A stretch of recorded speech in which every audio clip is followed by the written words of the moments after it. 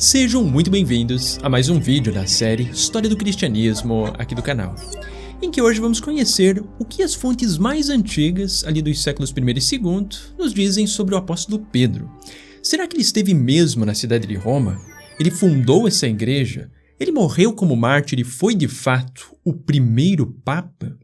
A partir então de uma análise histórico-crítica, vamos examinar os textos fundamentais do cristianismo primitivo, como, por exemplo, as cartas autênticas de Paulo, a primeira epístola atribuída a Pedro, os escritos de antigos autores cristãos como Clemente de Roma, Irineu de Leão, Eusébio de Cesareia, e até mesmo os achados arqueológicos relacionados ao suposto túmulo de Pedro no Vaticano. Vamos então fazer um mergulho direto nessas fontes primárias para entender com clareza o que podemos realmente afirmar que é história e o que é mito sobre essa figura tão central para a tradição cristã, que foi justamente o tema que eu abordei com todos vocês ao vivo, lá em nossa live sobre o apóstolo Pedro. Então vamos conferir ali. Então a primeira fonte que nós temos de toda a história do cristianismo que menciona a respeito da Igreja de Roma é a carta de Paulo aos Romanos, que foi uma carta desenvolvida ali por volta dos anos 57, 58 da Era Comum. Então nós estamos ali com uma distância no tempo, sabendo que Jesus morreu ali entre os anos 30, 33, por ali assim, nós não sabemos com certeza total sobre o ano que ele morreu, mas nós estamos numa distância de 20, 25 anos mais ou menos a partir da morte de Jesus ali que essa carta foi desenvolvida, né? Anos 57, 58. E a partir ali de Romanos, capítulo 1, versos 9 a 15, nós temos algumas informações importantes aqui sobre essa comunidade em Roma, né? Nos inícios ali dessa carta aos Romanos. Aí o apóstolo Paulo diz o seguinte: Deus, a quem sirvo em meu espírito, anunciando o evangelho de seu Filho, é testemunha de como me lembro continuamente de vós em minhas orações, pedindo que, de algum modo, com o beneplácito de Deus, se me apresente uma oportunidade de ir ter convosco. Realmente desejo muito ver-vos, para vos comunicar algum dom espiritual que vos possa confirmar, ou melhor, para nos confortar convosco pela fé que nos é comum a vós e a mim. E não escondo, irmãos, que muitas vezes me propus ir ter convosco, e fui impedido até agora, para colher algum fruto também entre vós, como entre outros gentios. Pois eu me sinto devedor a gregos e a bárbaros, a sábios e a ignorantes. Daí meu propósito de levar o evangelho também a vós que estáis em Roma. Aqui nós observamos que a Igreja de Roma dá a entender que ela era formada principalmente por gentios. Isso significa que ela é uma igreja não formada majoritariamente por judeus, mas sim por aqueles que foram convertidos ao cristianismo do mundo gentil, ou talvez aqueles que seriam os chamados tementes a Deus, que nós temos ali, que eram os tementes a Deus, faziam parte das sinagogas judaicas, eles podiam frequentar as sinagogas judaicas, mas eles eram gentios sem ainda se converter plenamente ao judaísmo, sendo que esses tementes a Deus, eles muitas vezes no judaísmo antigo, eles observavam aquelas leis básicas de Noé, que depois foram concretizadas naquilo que é chamado de as 7 leis de Noé. Mas existem vários detalhes importantes aqui nessa epístola de Paulo aos Romanos que nos ajudam a entender um pouco sobre o contexto relacionado a Pedro. A primeira questão aqui que nós vemos em toda essa epístola, em todos os seus 16 capítulos, é que em nenhum momento dessa epístola, que é o primeiro documento histórico que menciona a Igreja de Roma, Paulo menciona que Pedro foi o fundador da Igreja de Roma. Isso nós simplesmente não encontramos aqui em nenhum momento. Também um outro detalhe importante é que nessa epístola, o apóstolo Paulo também não faz qualquer menção ao apóstolo Pedro. O que nos indica, então, de que nesse momento histórico, entre os anos 57, 58, mais ou menos, em que Paulo está escrevendo essa epístola, Pedro muito provavelmente ainda não estava na Igreja de Roma, se é que ele foi lá, né? Nós vamos ver ainda um pouquinho mais adiante. Paulo também cita aqui nessa epístola vários outros líderes locais, como Priscila, Áquila, mas ele simplesmente não faz referência a Pedro, né? Então, isso é um ponto importante. E também outras fontes seculares que são contemporâneas, mais ou menos disso daí, assim, se bem que elas são um pouquinho depois, né? Nós estamos ali com Tácito, Suetônio, que eles mencionam o martírio dos cristãos lá por Nero, no ano de 64. Eles também não fazem referência ao apóstolo Pedro na cidade de Roma nesse momento ali. Então, se Pedro chegou a estar nessa comunidade ali, nós não temos, a partir daqui, a partir dessa carta aos Romanos, qualquer evidência disso, que esse é o documento mais antigo. Depois dessa carta aos Romanos, uma outra carta muito importante, que fala a respeito de Pedro, ou dá um indício de Pedro estar em Roma, que talvez seja a mais conhecida de todas, é a primeira epístola de Pedro, especialmente ali nos capítulos 1 a 2 e isso ainda no capítulo final dela, que daí ali fala a respeito de Babilônia, como fazendo referência a Roma. Essa é uma epístola ali que tem alguns textos interessantes para nós observarmos, então vou fazer a leitura aqui dela com vocês. Começando então no capítulo 1, verso 1 a 2, e depois indo do capítulo 5, dos versos 12 a 14, ali, que daí eu vou terminar. Daí ficam só uns 5 versos para nós observarmos aqui. Pedro, apóstolo de Jesus Cristo, aos estrangeiros da dispersão, do Ponto, da Gália, da Capadócia, da Ásia e da Bitínia, eleitos segundo a presciência de Deus Pai, pela santificação do Espírito, para obedecer a Jesus Cristo e participar da bênção da aspersão de seu sangue. Graça e paz vos sejam concedidas abundantemente. Agora a partir do capítulo 5. Por Silvano, que eu considero irmão fiel, vos escrevi em poucas palavras, exortando-vos e testificando que esta é a verdadeira graça de Deus, na qual deveis permanecer firmes. A que está em Babilônia, eleita como vós vos saúda, como também Marcos, o meu filho. Saudai-vos uns aos outros com o ósculo da caridade. A paz esteja com todos vós que estáis em Cristo. E aqui nesse final é que nós vemos algo interessante. Aqui está em Babilônia. A ideia de Babilônia, assim como nós encontramos em outros textos cristãos, como é o caso do livro do Apocalipse, ela normalmente associa essa ideia simbólica de Babilônia com a cidade de Roma. Então, provavelmente aqui nós temos um primeiro indício da ideia de que Pedro estaria na cidade de Roma, a partir dessa primeira epístola de Pedro. No entanto, o problema com essa epístola é que ela provavelmente não foi escrita pelo apóstolo Pedro, que é aí que está o problema em nós associarmos ela diretamente com o Pedro histórico nesse caso. A grande dificuldade que muitos especialistas em Novo Testamento observam em relação a essa epístola, primeiro de tudo é por conta do grego que é utilizado nessa epístola. O grego que nós vemos ali, especialmente quando nós vemos essa epístola ainda no idioma original, que foi uma epístola escrita em grego, ele contém um vocabulário que é extremamente rico. Então, é alguém que escreveu essa epístola, era certamente uma pessoa altamente letrada no mundo e na cultura helênica, de modo geral. O que é muito ao contrário da personalidade de Pedro, porque nós devemos lembrar que Pedro era um pescador da Galileia, uma pessoa até de certa forma meio bruta, que falava aramaico. O idioma original dele não era o grego.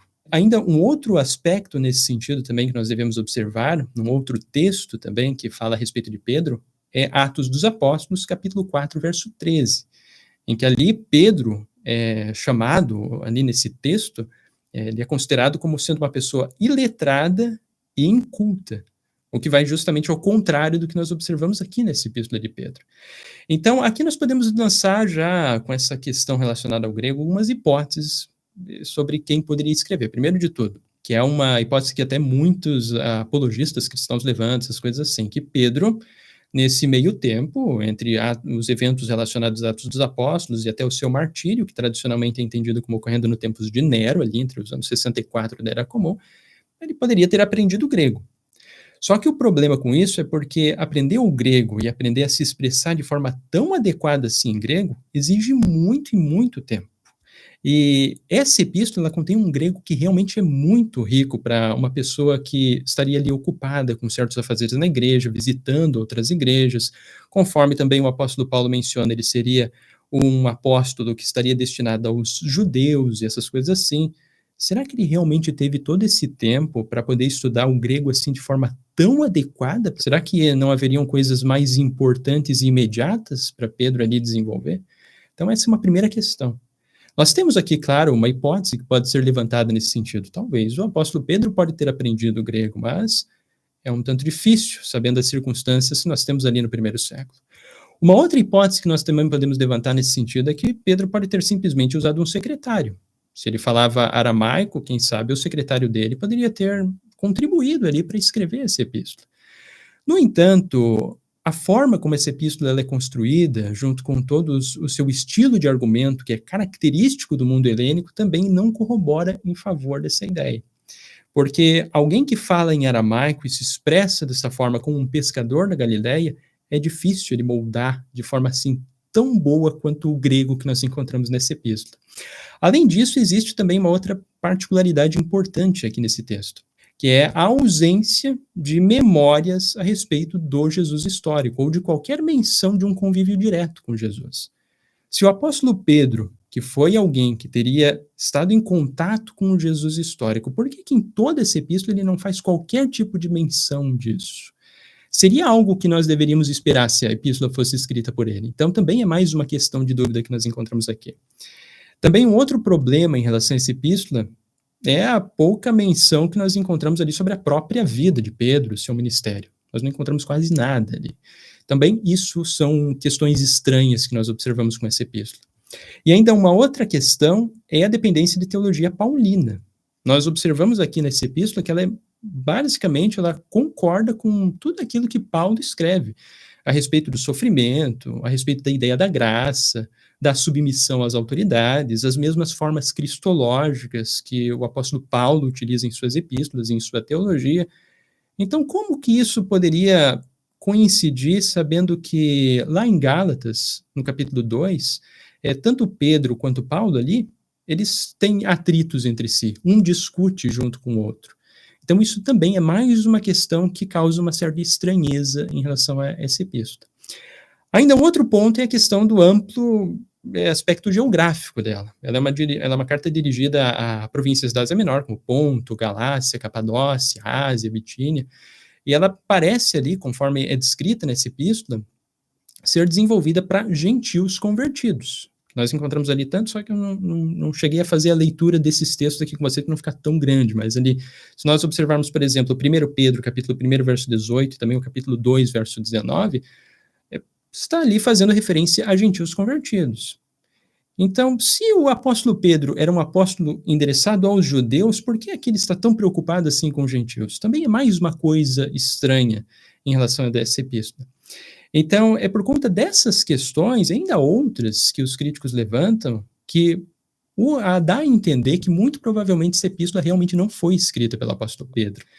Ela muito provavelmente é uma epístola que é atribuída a Pedro, mas que foi escrita talvez até mesmo após a morte dele, justamente para dar essa autoridade a essa epístola. Isso era muito comum, tanto no judaísmo quanto no cristianismo antigo, mais comum do que a gente pensa.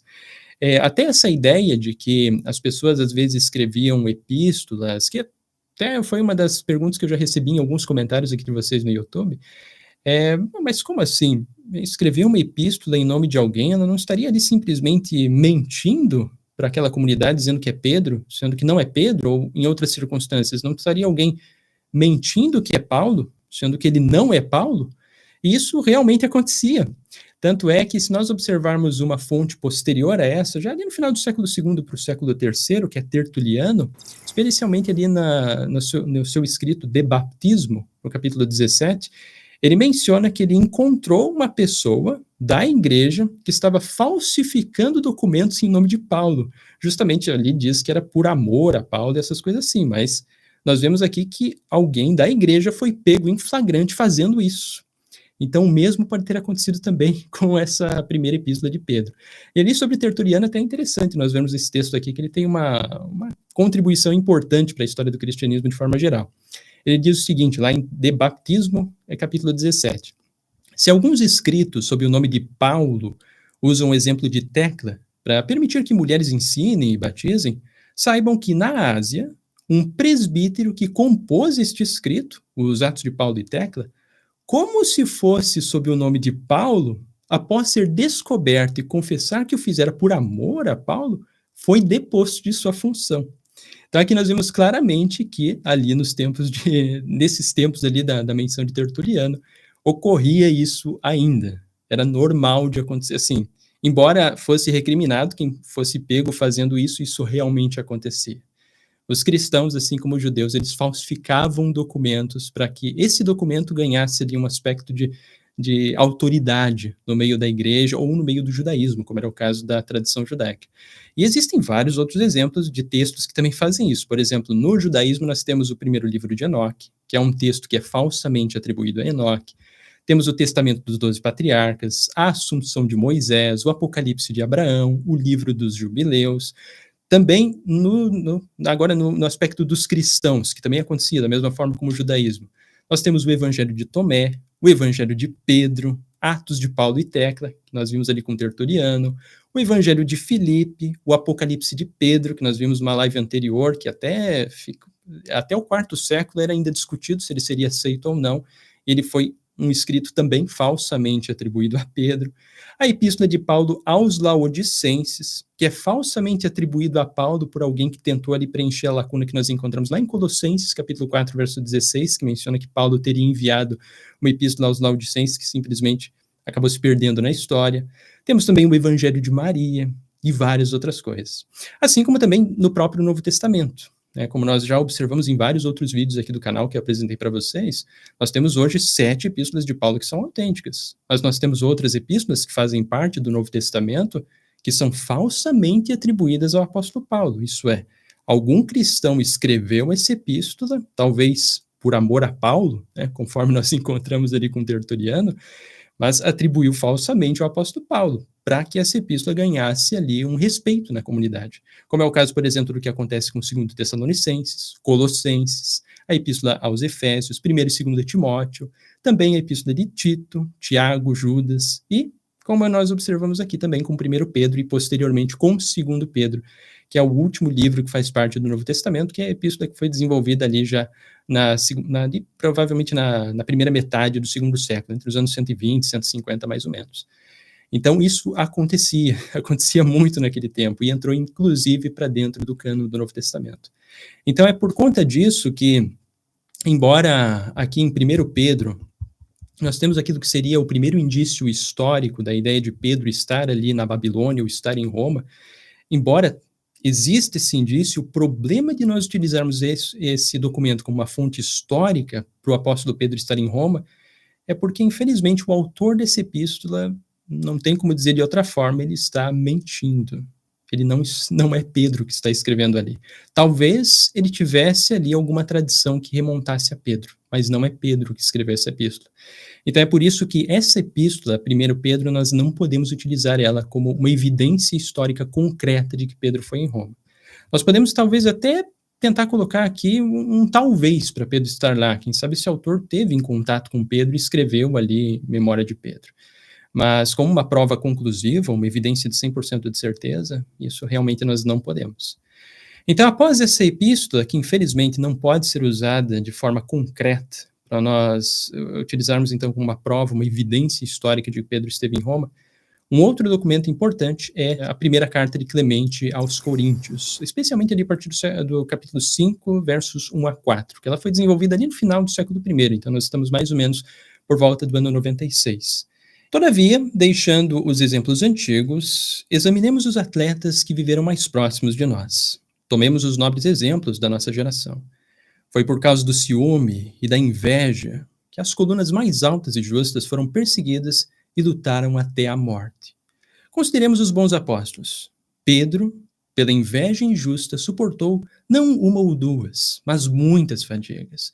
E depois de ter prestado testemunho, foi para o lugar glorioso que lhe era devido. Aqui nessa epístola nós observamos uma das primeiras evidências, ou primeiros indícios, não necessariamente evidência, mas mais um indício de que Pedro poderia ter sido martirizado. Só que não poderia ser necessariamente assim, uma evidência, mas sim mais um indício, porque o problema que nós encontramos aqui nessa epístola é com essa palavra testemunho, que em grego, testemunho significa mártir, ou mártires. Mas mártir é uma ideia que é tradicionalmente entendida como sendo, então, no cristianismo, como alguém que morreu, né, de forma violenta em defesa de sua fé. Por isso que nós falamos sobre os mártires cristãos, essas coisas assim. Só que essa palavra, especificamente mártir, ela significa alguém que deu testemunho. Esse é o sentido original dela. Então, aqui em Clemente, nós não podemos afirmar com toda a certeza absoluta, com 100%, de que realmente ele está falando ali de que ele prestou testemunho no sentido de que ele morreu de forma violenta com martírio. Talvez ele tenha dado simplesmente testemunho de sua fé e morreu. Nós não temos aqui como, a partir dessa epístola somente, dizer que nós temos aqui claramente um martírio. Talvez seja simplesmente um testemunho. E mesmo que seja um martírio, que nós temos aqui nessa epístola, uma outra dificuldade em relação a esse documento é que nós também aqui não temos a menção de onde e quando Pedro morreu. Embora Clemente ele está escrevendo em Roma, ele não diz claramente o local onde ele acabou morrendo, ou se ele foi martirizado, alguma coisa assim. Então, nós simplesmente, a partir dessa epístola, que tradicionalmente Pedro é entendido como tendo sido morto lá nos tempos da perseguição de Nero, por volta de 64, enquanto que essa epístola foi escrita, então, cerca de uns 30, 35 anos depois. Mas, a partir dessa epístola, que foi escrita depois de praticamente 3 décadas, nós ainda não temos aqui como vincular necessariamente a partir somente desse documento aqui, Pedro tendo sido martirizado nos tempos de Nero. Nós não temos ainda evidência suficiente em favor disso. Essa epístola não fornece isso, embora seja uma questão aqui importante, porque pode ser que nós estamos diante do primeiro documento histórico que faz referência ao martírio de Pedro, né? Mas não tem como batermos o martelo e dizer que está absolutamente certo em relação a esse documento. Então, além desse documento, da Carta de Clemente, nós temos que ir um pouco para frente, agora já adentrando ao século II e buscando mais informações lá no Evangelho de João, que foi desenvolvido ali por volta dos anos 100, 120 da Era Comum. Então, nós estamos a uma distância de aproximadamente, digamos assim, uns 50 anos, 60 anos após possível morte de Pedro, e estamos ali praticamente uns 90 anos depois da morte de Jesus de Nazaré, que ocorreu por volta dos anos 30, 33, né? Evangelho de João 100, 120 é mais ou menos onde ele é datado. E há uma questão interessante sobre Pedro, especialmente no final desse evangelho, lá no capítulo 21, versos 18 a 19, em que o texto diz exatamente o seguinte: em verdade te digo, quando eras jovem, tu te cingias e andavas por onde querias. Quando fores velho, estenderás as mãos e outro te cingirá e te conduzirá aonde não queres. Disse isso para indicar com que espécie de morte Pedro daria glória a Deus. Então aqui nós temos algo que seria já um indício mais forte de que Pedro sofreu algum tipo de morte da qual ele não queria, o que pode ser um indício de que ele realmente foi martirizado. Mas, novamente, assim como Clemente, nós temos aqui o problema de não sabermos exatamente o local e nem quando Pedro foi martirizado, se isso realmente aconteceu. Mas os indícios aqui estão encaminhando nessa direção de que ele foi martirizado. Só que existe uma distância no tempo relativamente grande aqui, desde a morte de Pedro, né? Mas existe essa sugestão. Depois dele, nós temos ainda uma outra fonte também que é, de certa forma, relevante, que é Inácio de Antioquia. Ele escreveu ali a sua carta aos Romanos, então tem certa importância com a Igreja de Roma, ali por volta dos anos 110, 115. Então nós estamos ali no início do século II. E nessa carta ele diz exatamente o seguinte, daí só vou fazer a leitura dela aqui, depois eu vou tecendo alguns comentários. Ao contrário, acariciai as feras, para que se tornem minha sepultura. E não deixem nada de meu corpo, para que, depois de morto, eu não pese ninguém. Aqui, então, Inácio de Antioquia está falando a respeito de seu martírio. Ele estava sendo martirizado, sendo lançado às feras, e ele que vai descrever um pouco a respeito disso. Então eu serei verdadeiramente discípulo de Jesus Cristo, quando o mundo não vir mais o meu corpo.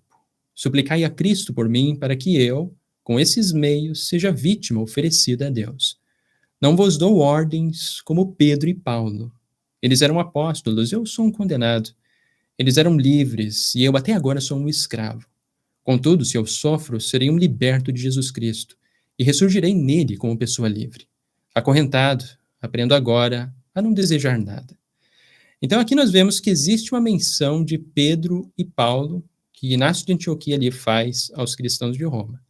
Só que ele não diz nessa carta explicitamente que eles estiveram lá. E também ele não menciona a ideia de que havia um bispo único e monárquico ali naquela igreja. Então isso também é uma questão relevante aqui. Então, embora ela seja uma carta de certa forma importante, porque nos ajuda a compreender de que os romanos ali eles tinham contato já com os ensinos tanto de Pedro e Paulo, obviamente isso fazia parte do cristianismo, porque eles eram as figuras mais importantes no cristianismo antigo, nós ainda não temos aqui, com essas fontes de Inácio de Antioquia, uma prova clara, uma evidência de fato concreta de que eles morreram em Roma ou foram martirizados lá. Não há uma prova concreta aqui com Inácio de Antioquia. Para isso, nós ainda devemos caminhar um pouco mais à frente na história. Sendo que agora nós temos uma próxima fonte, que menciona o apóstolo Pedro, que é Pápias de Herápolis, que escreveu ali por volta dos anos 120 e 130, uma obra chamada A Exposição das Declarações do Senhor, que é uma obra que infelizmente se perdeu ao longo da história, mas que alguns trechos dessa obra foram preservados por Eusébio de Cesareia, lá no seu livro História Eclesiástica, especialmente o livro 3, a partir do verso 39, que é um verso bastante famoso aqui de Eusébio de Cesareia, que até eu já mencionei várias e várias vezes aqui para todos vocês, porque ele tem relação com a ideia de como foi desenvolvido, então, o Evangelho de Marcos. Então, especialmente ali, com Eusébio de Cesareia, que menciona ali em História Eclesiástica 3,39, fazendo referência a Papias de Herápolis, nós temos o seguinte texto. Marcos, que foi intérprete de Pedro, escreveu com exatidão, embora não em ordem, tudo que lembrava dos ditos feitos do Senhor. Pois ele não ouviu o Senhor nem o seguiu, mas, como disse, acompanhou Pedro, que adaptava suas instruções às necessidades dos ouvintes, mas sem compor uma narrativa ordenada dos ditos do Senhor. Então aqui nós temos uma certa referência de Pedro relacionado ali com o Evangelho de Marcos, que é um tema que nós vamos estudar ainda em outras lives e até mesmo já estudei aqui com vocês também em vários outros vídeos anteriores, mas aqui o caso hoje é nós nos concentrarmos sobre o martírio de Pedro ou se ele estava ali em Roma. E o que nós observamos aqui nesse documento é que não tem, novamente, nenhuma menção específica com Pápias de Herápolis de Pedro estando em Roma. Pedro poderia estar lá, só que aqui só acrescentando que Pápias de Herápolis não chega a mencionar isso. Talvez Pedro realmente fosse lá, mas Pápias simplesmente não mencionou. Né? É por aí assim, só acrescentando que ainda não está claro aqui se ele estava lá. Nós não temos ainda uma evidência concreta aqui com Pápias de Herápolis. Então, para isso, nós, de novo, temos que caminhar um pouco mais à frente na nossa história. Até que, finalmente, quando nós chegamos ali nos anos 170, mais ou menos, da Era Comum, então nós estamos a partir ali da segunda metade do segundo século, nós temos a primeira fonte de toda a história que nos apresenta de forma concreta aquilo que seria o primeiro documento da história a mencionar que Pedro e Paulo realmente estiveram em Roma, que é com Dionísio de Corinto, que é mencionado por Eusébio de Cesareia lá em História Eclesiástica, livro 2, a partir do capítulo 25 e verso 8. Então ele menciona exatamente o seguinte, Dionísio de Corinto, sendo citado por Eusébio de Cesareia. Dionísio, bispo de Corinto, declara aos romanos que ambos simultaneamente sofreram o martírio escrevendo: numa só memória unistes o que plantaram Pedro e Paulo, em Roma e em Corinto. Efetivamente, ambos plantaram em nossa cidade de Corinto e de modo semelhante nos instruíram. E também, após terem juntos ensinado na Itália, sofreram o martírio na mesma ocasião. E aqui também é válido acrescentar que, em todo esse capítulo aqui de Eusébio de Cesareia, ele está fazendo referência ao martírio que teria ocorrido lá nos tempos de Nero, na qual, então, aquele que cita daí Dionísio para corroborar esse evento histórico ali, segundo Eusébio de Cesareia. Então é a partir desse momento, anos 170, em que na história nós encontramos uma menção direta de que Pedro e Paulo estiveram realmente em Roma e foram lá martirizados. Se existiu alguma fonte mais antiga que essa, que mencionou de forma evidente que eles estiveram lá, nós simplesmente não temos em mãos até hoje. Ela se perdeu na história. Essa é a primeira evidência documental que nós temos de forma clara, que menciona a respeito disso. Depois teria ali alguma coisa talvez com o 1 Pedro, mas como eu mencionei, 1 Pedro é bem complicado ali de dizer que Pedro estava em Roma, porque é uma epístola que não foi desenvolvida por ele. Depois dele, cerca de 10 anos depois ali de Dionísio, nós também temos um outro escrito e um outro autor que é muito importante nesse aspecto, que é Irineu de Leão, lá em Contra as Heresias, no livro 3 dele, a partir do capítulo 3 ali. Ele escreveu essa obra por volta ali dos anos 180. E ele diz o seguinte também, que é um texto muito importante nesse aspecto e que ajuda a solidificar essa tradição. Mas visto que seria coisa bastante longa elencar numa obra como esta as sucessões de todas as igrejas, limitar-nos-emos à maior e mais antiga e conhecida por todos, a igreja fundada e constituída em Roma pelos dois gloriosíssimos apóstolos, Pedro e Paulo, indicando a sua tradição recebida dos apóstolos e a fé anunciada aos homens que chegou até nós pelas sucessões dos bispos. Os bem-aventurados apóstolos que fundaram e edificaram a igreja transmitiram o governo episcopal alino. Então aqui nós observamos já claramente que essa tradição aqui com Irineu de Leão está bem solidificada ali na escrita dele. Ele considera não apenas que Pedro e Paulo estiveram em Roma, mas ele também associa Pedro e Paulo como os fundadores da igreja de Roma. Só que um problema que nós observamos aqui nesse documento é que ele não é corroborado por aquilo que nós encontramos lá com o apóstolo Paulo, que escreveu lá nos anos 57, mais ou menos, da Era Comum, em que ele não menciona quem fundou eles, não faz nenhuma menção de Pedro, nem nada disso.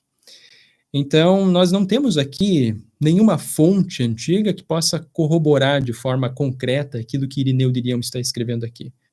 Então, tudo indica que talvez ela não foi fundada pelo apóstolo Paulo, como ele está dizendo aqui, mas sim que foi uma tradição posterior, porque falta essa corroboração histórica de fontes mais antigas que mencionam isso. Também outra questão aqui que nós temos, que também é válido aqui acrescentar em relação a essa obra de Irineu de Lyon, é que ele não fornece detalhes sobre a morte dos apóstolos. Então, nós não sabemos ainda exatamente como que eles morreram ali. Menciona ali, fala sobre a fundação da igreja, mas as circunstâncias exatas de sua morte está faltando nesse texto para nós termos ainda mais fontes que poderiam mencionar. E uma outra questão aqui também importante, que dá para acrescentar em relação a Irineu de Lyon, que nós devemos ter em mente, é que ele está escrevendo por volta dos anos 180. Então, isso é mais ou menos cerca de 120 anos de distância no tempo da morte de Pedro e Paulo para esse documento que nós temos aqui. E isso é um hiato de tempo realmente muito grande. É válido aqui lembrar que 120 anos atrás, se nós levarmos agora para a nossa história aqui, que nós estamos hoje, o mundo contemporâneo, nós ainda não tínhamos observado o Titanic afundar. Ainda não existia a Primeira Guerra Mundial. Ainda não existia nem a Segunda Guerra Mundial. Então, é realmente muito tempo que nós estamos aqui de diferença. Há 120 anos atrás, né, o Brasil, ali colocado como república, depois de debandar para fora a ideia dos imperadores ali do Brasil, também fazia muito pouco tempo ali. Estamos a uns 15, 10 anos de distância. Então, é realmente muito, muito tempo, 120 anos de distância. E seria ótimo se nós tivéssemos fontes mais antigas que pudessem corroborar essas informações aqui. Mas o problema com Irineu de Lyon é que ele parece estar contradizendo aquilo que o apóstolo Paulo afirma lá em Romanos, porque o apóstolo Paulo simplesmente não fala nada de que Pedro fundou a igreja de Roma, o que seria uma informação super relevante e muito importante se isso realmente tivesse acontecido. É uma distância muito grande no tempo. E agora, sobre a crucificação de Pedro de cabeça para baixo, que é uma tradição bastante conhecida. A primeira vez na história que nós encontramos essa tradição de Pedro sendo crucificado de cabeça para baixo é no escrito chamado Atos de Pedro, lá no capítulo 37 desse escrito. Ele foi desenvolvido ali por volta dos anos 180, 200. Então, nós estamos no final do século II. De novo, com um hiato de tempo bastante extenso entre aquilo que seria o evento histórico que pode ter ocorrido e o desenvolvimento do primeiro escrito que menciona essa ideia. Em que ele menciona ali especificamente o seguinte sobre a morte de Pedro. Eu copiei aqui só um pequeno trecho para não ficar muito extenso aqui para nós. Enquanto conduziam ao local da crucificação, muitos do povo estavam presentes e choravam. Mas Pedro os exortou, dizendo: Vós deveis mais alegrar-vos por mim, que estou a caminhar para a vida. Mas eu vos peço uma coisa, que me crucifiqueis com a cabeça para baixo, e não como o Senhor foi crucificado, pois não sou digno de ser crucificado como ele foi. Esse é, de fato, o primeiro documento histórico que nós temos a respeito dessa famosa tradição da crucificação de Pedro. Mas o grande problema em relação a esse documento é porque se nós observarmos ele do princípio ao fim, fizer uma leitura de todo esse texto, nós podemos concluir que ele claramente é um texto lendário e não é um texto histórico. Isso porque existem várias narrativas aqui que indicam que ele é um texto lendário. Por exemplo, esse mesmo texto que menciona a crucificação de ponta cabeça, ele também menciona que houve a ressurreição de um peixe, a ressurreição de um atum. Também nós temos ali Pedro ressuscitando um cachorro. E depois de ele ressuscitar esse cachorro começa a falar com linguagem humana, de forma muito parecida lá com a ideia de Balaão, que nós vemos lá na Torá de Moisés, né, o livro de Números, que se encontra, se não me falha a memória, essa história. Também nós temos ali a ideia de Simão Mago levitando pelos ares diante de uma multidão em Roma, e simplesmente Pedro ora a Deus para que Simão caia. Então Simão, que está lá no alto levitando, ele cai por conta dessa oração de Pedro e morre. Mais uma narrativa que é claramente lendária. Nós não estamos diante de uma narrativa histórica. Também nós temos ali Pedro convencendo várias mulheres a abandonarem o seu casamento e viverem em castidade, que é uma teologia muito mais avançada, que ainda não existia no primeiro século. E, além disso, até mesmo o próprio relato dessa crucificação de Pedro, se nós observarmos o texto ali completo, nós vemos que o apóstolo Pedro, enquanto está para ser crucificado, enquanto ele está crucificado também, ele profere ali um longo discurso enquanto ele está crucificado, o que indica mais uma vez que nós estamos diante de uma narrativa lendária. Então, simplesmente, nós não podemos utilizar esse texto como evidência de que Pedro foi crucificado de cabeça para baixo, porque ele está mesclado com muitas e muitas lendas extraordinárias, e além dessa mescla com diversas lendas que não têm fundamentação histórica, mas que são lendas piedosas que surgiram, ele tem uma distância no tempo que é extremamente grande. Nós estamos ali entre Pedro morrendo por volta dos anos 64, conforme afirma a tradição, lá com as perseguições de Nero, e de um texto que foi escrito 120 ou 140 anos depois que menciona a crucificação dele. Então, não dá para nós utilizarmos esse texto como evidência de que isso realmente aconteceu com o apóstolo Pedro. Agora, depois desse, nós ainda temos um outro texto importante que nos ajuda a compreender de que, ao final do século II e no século III, já existia essa ideia de Pedro e Paulo também estarem mortos ali em Roma, em que até mesmo a igreja de Roma estaria ali com os seus restos mortais, com aqueles que seriam talvez um proto-relicário a respeito deles, que é o que nós encontramos lá com Caio, presbítero de Roma, que escreveu ali por volta dos anos 199 e 217, que é no tempo de Zéfiro, que seria o bispo de Roma nesse tempo ali, que também é mencionado por Eusébio de Cesareia, em História Eclesiástica, lá no livro 2, a partir do capítulo 25, verso 6, muito perto do outro texto que nós lemos anteriormente. Primeiro ali, o Eusébio faz uma pequena introdução e depois começa então com Caio, dizendo o seguinte: de igual modo, assegura um eclesiástico de nome Caio, que viveu no tempo de Zeferino, bispo de Roma, isso é, entre os anos 199 e 217, mais ou menos ali. Ao discutir por escrito com Probo, chefe da seita dos catafrígios aqui significam os montanistas, fala acerca dos lugares onde foram depositados os despojos sagrados dos citados apóstolos Pedro e Paulo, o seguinte. Agora aqui inicia então o texto de Caio. Eu, porém, posso mostrar o troféu dos apóstolos. Se, pois, queres ir ao Vaticano ou à Via Ostiense, encontrarás os troféus dos fundadores desta igreja. O que indica, então, que nesse período histórico, nós estamos no final do século II e início do século III, a igreja de Roma, segundo Caio, apresentava ali o que seriam os restos dos apóstolos, tanto Pedro quanto Paulo. Estava ali com eles. E após isso, nós temos aqui uma última fonte que eu trouxe para vocês também, que daí poderia finalizar assim com essa tradição já sendo bem estabelecida, que é com Tertuliano, que ele menciona várias ideias ali de Pedro e Paulo estando então envoltos com a igreja de Roma. Então temos um primeiro texto de Tertuliano, que foi desenvolvido ali entre os anos 200 e 206, ele está escrevendo no início do século III, sobre a prescrição contra os hereges, a partir do capítulo 36, verso 1 em diante, ele diz o seguinte: se vives próximo da Itália, tens Roma, donde também está a nosso alcance a autoridade. Feliz é a igreja pela qual os apóstolos derramaram toda a doutrina com seu sangue, onde Pedro se iguala à paixão do Senhor crucificado, onde Paulo é coroado com a morte de João, que seria no caso João Batista, decapitado. Depois também nós temos ainda com Tertuliano, numa outra obra que ele desenvolveu, talvez um pouco depois, ali entre os anos 208 e 211, que é Scorpias. É uma obra que significa, traduzindo seria o antídoto contra o escorpião, ali no capítulo 15, que ele diz o seguinte: Pedro é o mesmo que sofreu em Roma o suplício do Senhor, que indica então que para Tertuliano ele tinha sofrido a crucificação em Roma, no caso o apóstolo Pedro. E após isso, nós também ainda temos com Tertuliano, escrevendo ali entre os anos 207 e 212, o Adversus Marcionem, ali a partir do capítulo 4, que seria então contra Marcião, ou os marcionitas. Ele diz o seguinte: vejamos que leite beberam os coríntios de Paulo, à luz de que regra foram corrigidos os gálatas, os que leem os filipenses, os tessalonicenses, os efésios e o que ressoam também, de mais perto, os romanos, a quem tanto Pedro como Paulo deixaram o evangelho assinado, inclusive com seu próprio sangue. Então aqui nós já temos praticamente estabelecida essa ideia de que Pedro e Paulo estariam ali em Roma e que foram foram martirizados nessa cidade. E a partir daí, então, eu não coloquei mais fontes para nós vermos aqui, porque, além disso, ficaria muito cansativo apresentar mais fontes para vocês, também porque, a partir desse momento histórico, elas basicamente repetem essa mesma tradição.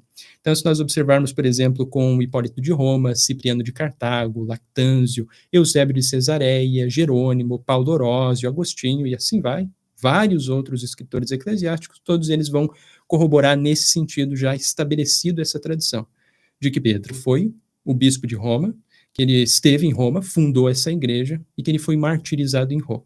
Então já está tudo ali bem estabelecido.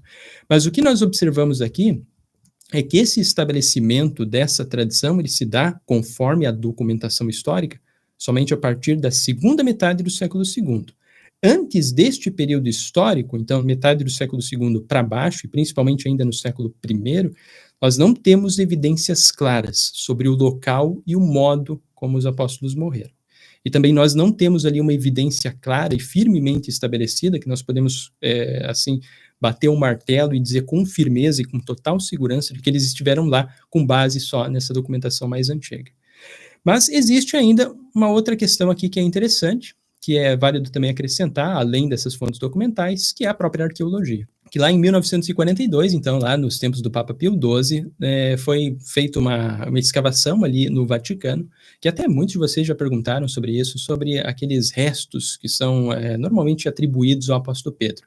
Até mesmo o Papa falecido agora, o Francisco, ele em determinado momento, ele apresentou ali aquilo que seria o relicário do apóstolo Pedro, contando os restos mortais dele. Isso por conta dessa descoberta arqueológica que ocorreu ali nos anos 40 do nosso século XX, então uns 80 anos atrás, mais ou menos ali. E também essa descoberta ela foi importante porque ali nós encontramos uma inscrição que estava ali como Petre N, que é uma inscrição que ela foi datada ali por volta dos anos 160 e 250. É claro que aqui, embora essa inscrição ela seja importante, porque ela nos ajuda a compreender de que muito provavelmente nesse período histórico, corroborando mais ou menos com a documentação, de que nós ali no metade do século II em diante já existia essa tradição de Pedro e Paulo estarem em Roma, porque a própria inscrição é datada nesse tempo. Só que o problema dela é porque ela não é anterior, ela é datada somente ali. Seria interessante para nós termos uma prova concreta de que Pedro e Paulo estiveram lá, se a inscrição realmente fosse anterior.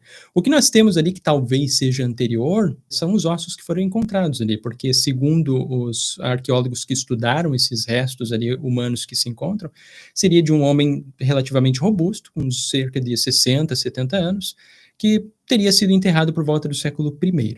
Então, é mais ou menos isso que nós temos ali em relação a essa tumba de Pedro que foi escavada lá por volta dos anos 40, no tempo do Papa Pio XII. Só que o problema em relação a isso é que nós não temos como dizer com certeza absoluta de que esses ossos são realmente do apóstolo Pedro, pode ser de outra pessoa.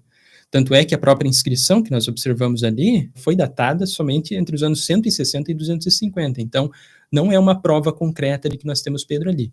Embora o próprio Papa, ele hoje reconhece como podendo fazer referência a Pedro, mas cientificamente, historicamente, nós não temos como dizer que aquilo realmente é do apóstolo Pedro. De qualquer forma, ela é importante porque nos ajuda a compreender que, de fato, no século II, já existia ali essa tradição do apóstolo Pedro. Então, com base em todas essas fontes que nós observamos ali, nós podemos já chegar aqui a algumas conclusões, tentando responder às perguntas que eu apresentei ali no início da live para todos vocês. Que seria, Pedro esteve em Roma? Ele fundou a igreja de Roma e foi martirizado em Roma? A nossa primeira fonte, que é a Epístola de Paulo aos Romanos, ela não dá nenhum indício disso. Escrevendo ali em 57 e 58, nós simplesmente não temos qualquer menção a respeito de Pedro estando em Roma. Depois, a próxima fonte, no caso que seria 1 Pedro, talvez ele esteve em Roma, mas como ela é uma epístola que foi falsamente atribuída ao apóstolo Pedro, é um indício que ele é meio fraco. Então não dá para a gente concluir necessariamente que ele esteve lá, somente com base nessa epístola, por conta desse problema em relação à autenticidade dessa carta. Depois, com o 1 Clemente, nós vemos ali que ele conhecia tanto Pedro quanto Paulo, só que o problema com essa epístola é que ele não diz se ele esteve em Roma e nem onde ele morreu. Então, nós não temos ainda uma evidência clara com Clemente ali. O Evangelho de João, daí já entrando para o século II em diante, ele menciona que Pedro provavelmente foi martirizado ali, conforme nós encontramos no final desse evangelho, mas ele não diz onde. Então, nós também não temos como estabelecer com segurança.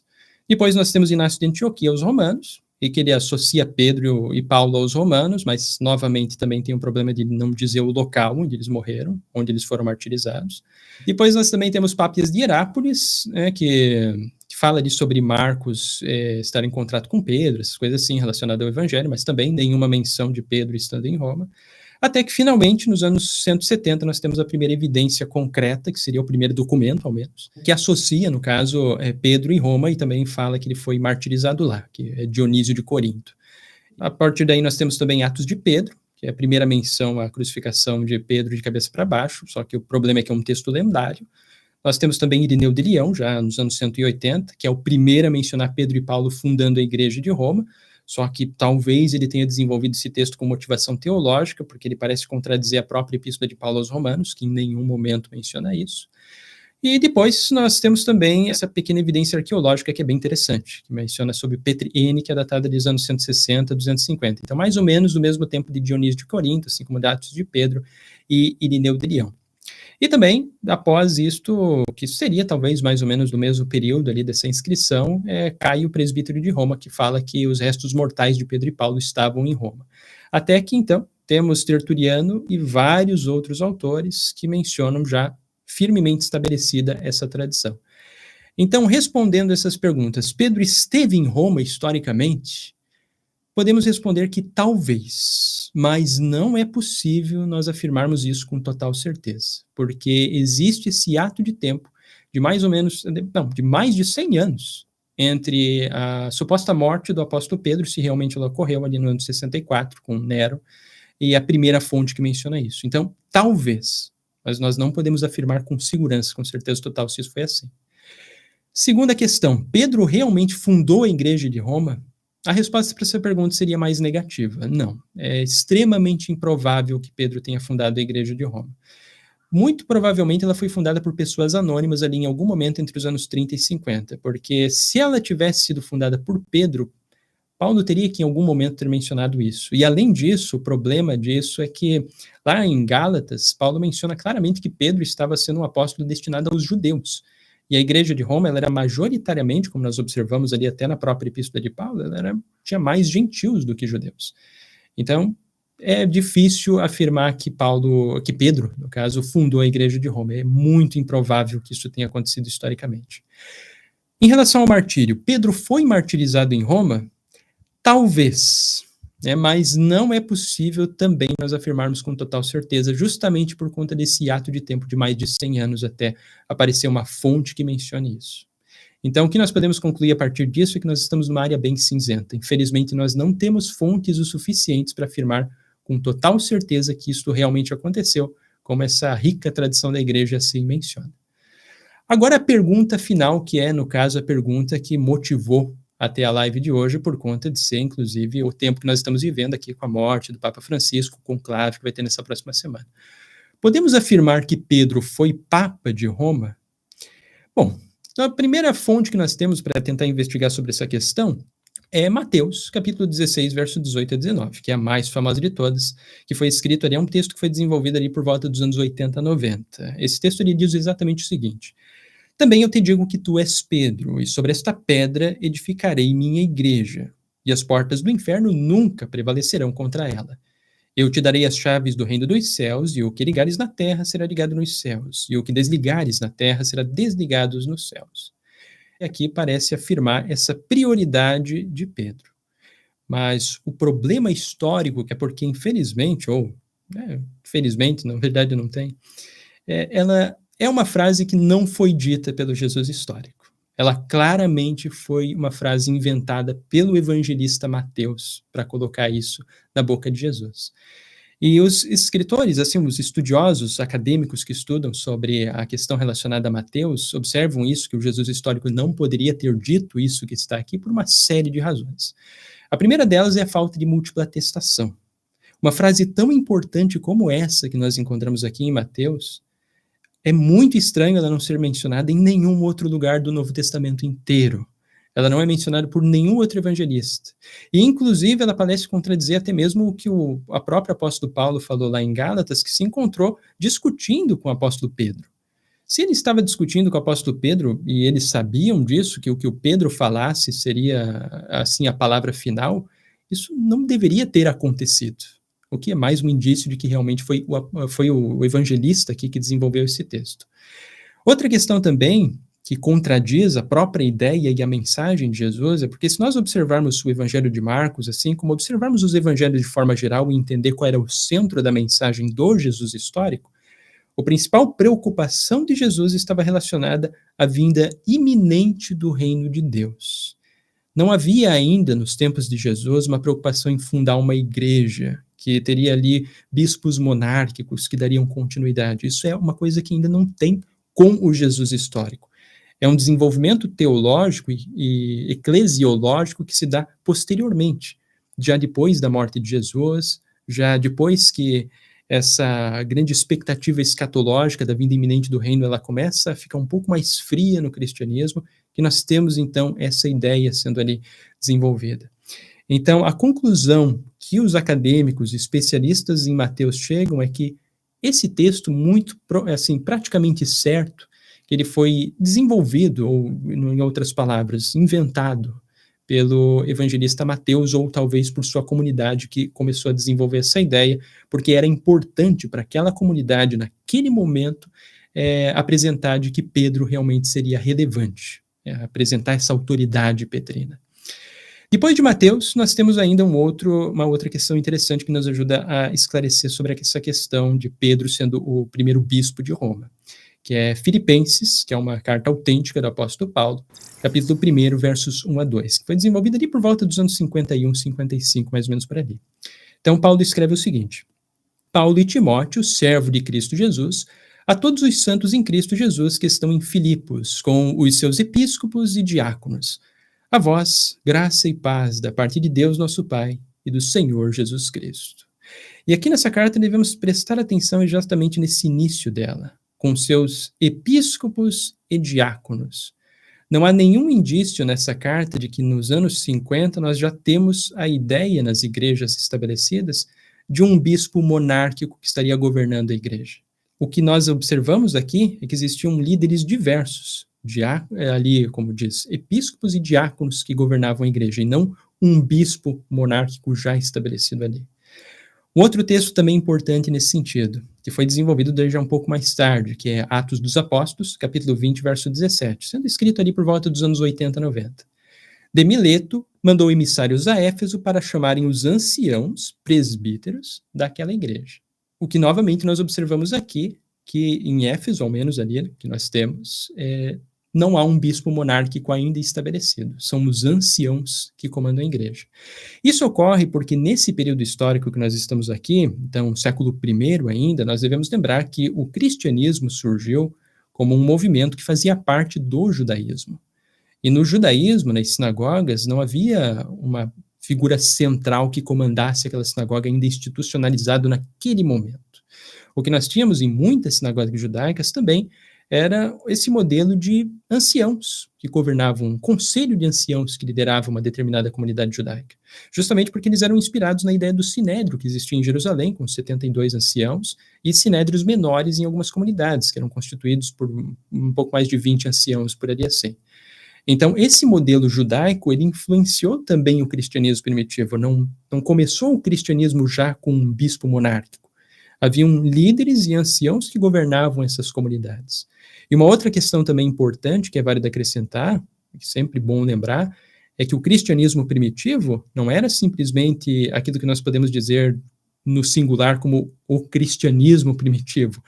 Eram várias comunidades que ainda estavam começando a amadurecer teologicamente, que tinham pensamentos distintos a respeito de como interpretar Jesus, sua morte, o Cristo, essas coisas assim. Tanto é que até mesmo o apóstolo Paulo menciona lá em uma de suas cartas que existiam problemas, alguns se diziam discípulos de Pedro, outros de Jesus, outros de Apolo. Existiam esses problemas nas comunidades. Existiam os problemas com os da circuncisão, que afirmavam que os cristãos tinham que se circuncidar. Existiam várias e várias perspectivas distintas no cristianismo primitivo.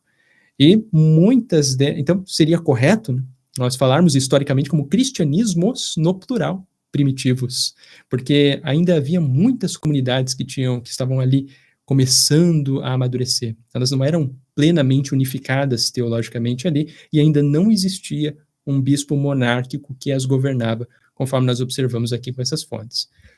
Também corroborando essa ideia, nós temos o próprio primeiro Clemente de Roma, lá em sua carta, que ele escreve nos anos por volta do ano 96, então ali no finalzinho do primeiro século, no capítulo 44, versos 4 a 5. Que ele diz o seguinte: para nós não seria culpa leve se exonerássemos do episcopado aqueles que apresentaram os dons de maneira irrepreensível e santa. Felizes os presbíteros que percorreram seu caminho e cuja vida terminou de modo fecundo e perfeito. Eles não precisam temer que alguém os afaste do lugar que lhes foi designado. Então, aqui nessa epístola de Clemente, tem uma outra epístola importante para a história do cristianismo, especialmente o cristianismo primitivo, o mais antigo, é que nós vemos aqui também que ele não menciona em nenhum momento a ideia de um bispo único, monárquico, que governava essas igrejas. Elas eram governadas por anciãos, pelos presbíteros ainda nesse período histórico.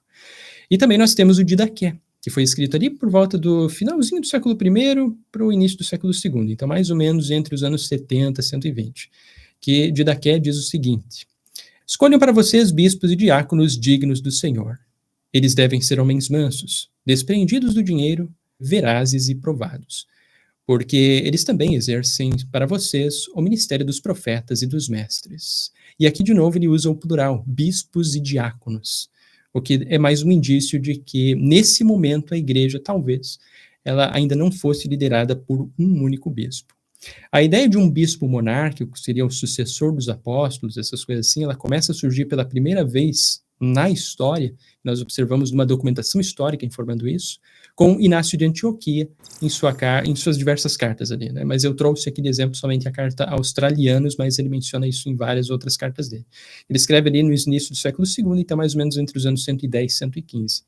Especialmente na carta Australianos, capítulo 3, verso 1, ele diz o seguinte: da mesma forma, todos respeitem os diáconos como a Jesus Cristo e também ao bispo, que é a imagem do Pai, e os presbíteros como a Assembleia dos Apóstolos. Sem eles, não se pode falar de igreja.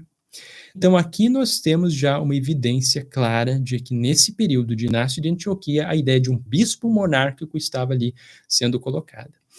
No entanto, novamente aqui, com o Inácio de Antioquia, uma questão interessante que nós devemos observar é que, quando ele escreve a sua carta aos romanos, ele não menciona em nenhum momento a ideia de que os romanos estavam ali com um bispo único e monárquico. É possível, talvez, que se existisse já a ideia de um bispo monárquico na igreja de Roma, estaria vacante, alguma coisa assim. É possível, talvez, que fosse Clemente, ele simplesmente não menciona, alguma coisa assim. Mas não está claro ainda aqui, com base nessas nossas fontes. E também uma outra questão bastante importante aqui, além de Clemente, que seria um último texto aqui que eu trouxe para vocês, um último documento histórico, é o Pastor de Hermas, que foi desenvolvido ali por volta dos anos 110 e 120, mais ou menos no mesmo período de Inácio de Antioquia, mas ele foi escrito no momento em que Clemente ainda estava lá, cuidando, né, na igreja de Roma.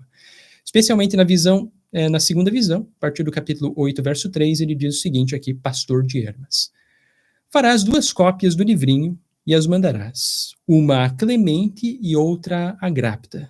Clemente, por sua vez, mandará a cópia às outras cidades, porque essa missão é dele. Grapta exortará as viúvas e os órfãos. Tu o lerás para esta cidade, na presença dos presbíteros que dirigem a igreja.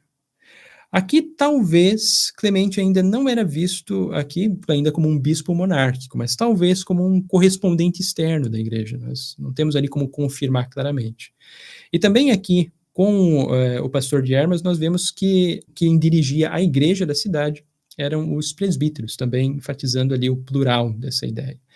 Então, ao que tudo indica, o que nós temos, de fato, com base na documentação histórica, é que essa ideia de um bispo monárquico, que seria um sucessor direto dos apóstolos, né, em cada igreja, não apenas em Roma, mas nas outras que seriam mais tarde chamadas de as dioceses, Antioquia, Alexandria, essas coisas assim, essa ideia ela começa a surgir com base na documentação que nós temos, provavelmente ali nos inícios do século II. Mas no cristianismo primitivo, ainda dos tempos de Pedro, como o cristianismo era ainda era uma corrente do judaísmo que existia naquela época, o mais provável que nós temos ali, com base nessa documentação, é que as igrejas ainda não tinham um bispo que governava elas, mas sim que era um conjunto de presbíteros. Era algo assim que acontecia. Então, historicamente, chegando à conclusão, nós podemos afirmar que Pedro foi o Papa de Roma? Isso significa que ele foi o primeiro bispo da igreja de Roma? E a resposta para essa pergunta é não. É simplesmente uma ideia anacrônica em relação ao próprio tempo do apóstolo Pedro. A ideia de bispos monárquicos, ela realmente só surge a partir do século II, com base nas fontes que nós temos. Talvez Pedro esteve realmente em Roma. Isso nós não podemos negar historicamente que pode ter realmente acontecido. Mas que ele já era visto como um bispo monárquico, queria transmitir ali a sucessão apostólica dali em diante, isto, ao que tudo indica, segundo as fontes mais antigas, foi uma elaboração que se deu posteriormente, a partir do século II, que então começou a se ter essa ideia. Esse foi um desenvolvimento teológico muito importante para o cristianismo primitivo, porque estavam começando ali a surgir nas igrejas proto-católicas e proto-ortodoxas muitos daqueles que eram considerados as heresias, como, por exemplo, aqueles que seriam os gnósticos naquele tempo. Nós também temos ali os marcionitas. Então, para essas igrejas que defendiam aquilo que seria a proto-ortodoxia, era muito importante para elas defender a ideia de que elas foram fundadas diretamente pelos apóstolos e que existe ali um bispo central que tem a sua sucessão apostólica. Isso contribuía de forma significativa para que aquelas igrejas, então, ganhassem respeito e autoridade como aquelas que defendem a verdadeira doutrina, como era compreendida.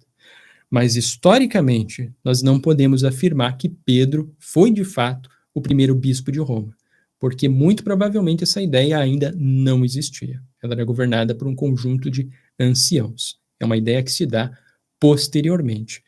Mas lembrando, que é sempre válido aqui acrescentar, talvez Pedro esteve em Roma. Não se pode negar essa ideia. Mas afirmar que ele foi bispo é anacrônico, e afirmar exatamente ali as circunstâncias exatas de sua morte também nós não sabemos exatamente como aconteceu. Com isso, hoje conhecemos um pouco mais sobre o que é mito e o que é história dessa importante tradição cristã relacionada ao apóstolo Pedro.